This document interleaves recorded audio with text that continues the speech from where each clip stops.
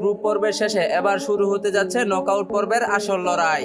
একদিকে রয়েছে 5 বারের বিশ্ব চ্যাম্পিয়ন ল্যাটিন আমেরিকার ফুটবল পরাশক্তি ব্রাজিল, অন্যদিকে রয়েছে এশিয়ার অন্যতম শক্তিশালী দল জাপান। কিন্তু আপনি কি জানেন এই দুই দলের মধ্যে বর্তমানে কে সবচেয়ে বেশি শক্তিশালী? কেউ বলে ব্রাজিল এখনো বিশ্বের অন্যতম ভয়ঙ্কর দল, আবার কেউ বলে জাপান এখন আগের মতো আর দুর্বল নয়। তাদের শৃঙ্খলাবোধ আর দ্রুতগতির ফুটবলের কারণে যেকোনো সময় যেকোনো বড় দলকে হারানোর দক্ষতা রাখে এই ফুটবলাররা। তাই আজকের এই ভিডিওতে আমরা জানতে চলেছি 2026 বিশ্বকাপের রাউন্ড অফ 32 এর ব্রাজিল বনাম জাপানের এই ম্যাচে কে জিতবে এবং কারা সবচেয়ে বেশি শক্তিশালী। তো চলুন ভিডিওটি শুরু করা যাক। আর হ্যাঁ, আপনি যদি আমাদের চ্যানেলে নতুন হয়ে থাকেন তাহলে অবশ্যই ভিডিওটিতে একটি লাইক করে চ্যানেলটি সাবস্ক্রাইব করুন। গ্রুপ পর্বে দুর্দান্ত পারফরমেন্স করে নকআউটে মুখোমুখি হতে যাচ্ছে ব্রাজিল বনাম জাপান। আর এখন একটি ভুলেই শেষ হয়ে যেতে পারে বিশ্বকাপের স্বপ্ন, কারণ এই ম্যাচে যে দলই হারবে তারই বিশ্বকাপের যাত্রা এখানেই শেষ, আর যে দল জিতবে তারা উঠে যাবে রাউন্ড অফ 16-তে।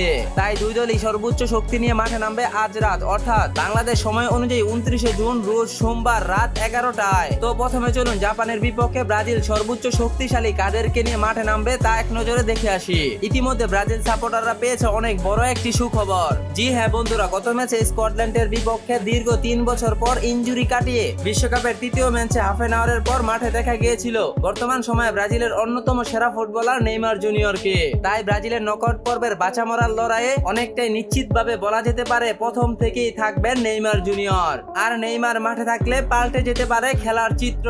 নেইমার বর্তমান সময়ের এমন একজন ফুটবলার যিনি মাঠে থাকলে যে কোনো মুহূর্তে যে কোনো বড় দলকেই মিনিশেই হারিয়ে দিতে পারে ব্রাজিল। তাই নেইমার 2026 বিশ্বকাপের ব্রাজিল দলে অনেক গুরুত্বপূর্ণ একজন ফুটবলার। এছাড়া ব্রাজিলের রয়েছে ভিনিসিয়াস জুনিয়র, যিনি ইতিমধ্যে 2026 বিশ্বকাপের ব্রাজিলের সর্বোচ্চ গোলদাতা। একের পর এক ম্যাচে দুর্দান্ত গোল করে মন কেড়েছেন ব্রাজিল ফুটবলারদের। তাই জর্ডানের গোলকিপারের জন্য ভিনিসিয়াস জুনিয়র হয়ে উঠেছেন অনেক বড় হুমকি। এছাড়া ব্রাজিলের রয়েছে দ্রুতগতির ফরওয়ার্ড রদ্রিগো, রয়েছেন ডান প্রান্তের অন্যতম সেরা উইঙ্গার রাফিনিয়া।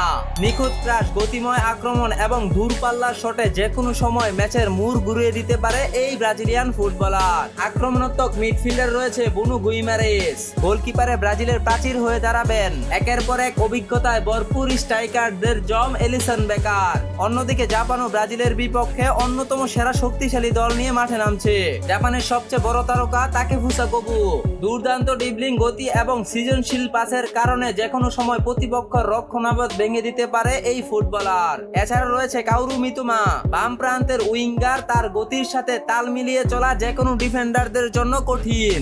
অভিজ্ঞ উইঙ্গারে রয়েছেন জুনিয়া ইতু, দ্রুত কাউন্টার অ্যাটাক এবং নিখুঁত ক্রাশের মাধ্যমে আক্রমণাত্মক বাড়ানোর অন্যতম রাজা এই ফুটবলার। এছাড়া রয়েছেন ইয়াতারু এন্ড্রু, মিডফিল্ডারের সবচেয়ে নির্ভরযোগ্য খেলোয়াড়। প্রতিপক্ষের আক্রমণাত্মক ভেঙে দিলেই দলকে ভরসার সামনে এনে দেন এই ফুটবলার। জাপানের গোলকিপারের প্রাচীর হয়ে দাঁড়াবেন জিয়ান সুজুকি। তরুণ এই গোলরক্ষক দ্রুত রিফ্লেক্স এবং আত্মবিশ্বাসী গোলকিপিং এর জন্য ইতিমধ্যে আলোচনায় উঠে এসেছে। তো 2026 বিশ্বকাপের রাউন্ড অফ 32 এর নকআউট পর্বের ম্যাচটি জাপান এবং ব্রাজিল দুই দলই তাদের শক্তিশালী দল নিয়ে মাঠে নামছে। তবে তুলনামূলক 5 বারের বিশ্ব চ্যাম্পিয়ন এবং বর্তমান সময়ে একের পর এক তারকা ঠাসা দল ব্রাজিল জাপান থেকে অনেকটাই শক্তিশালী, কিন্তু জাপানকে কোনোভাবেই হালকা নেওয়ার সুযোগ নেই। জাপানও যে কোনো সময় মুড় ঘুরিয়ে দিতে পারে তাদের দ্রুত গতির খেলা এবং একের পর এক অভিজ্ঞ প্লেয়ার নিয়ে মাঠে নামবে ব্রাজিলের বিপক্ষে। তো ব্রাজিল এবং জাপান এই দুই ফুটবল টিম থেকে আপনি কাকে সবচেয়ে শক্তিশালী মনে করেন অবশ্যই কমেন্টে জানিয়ে রাখুন। ভিডিওটি ভালো লাগলে লাইক, কমেন্ট, শেয়ার, সাবস্ক্রাইব করতে ভুলবেন না। দেখা হবে পরবর্তী অন্য কোনো ভিডিওতে। ভালো থাকুন, সুস্থ থাকুন, আল্লাহ হাফেজ।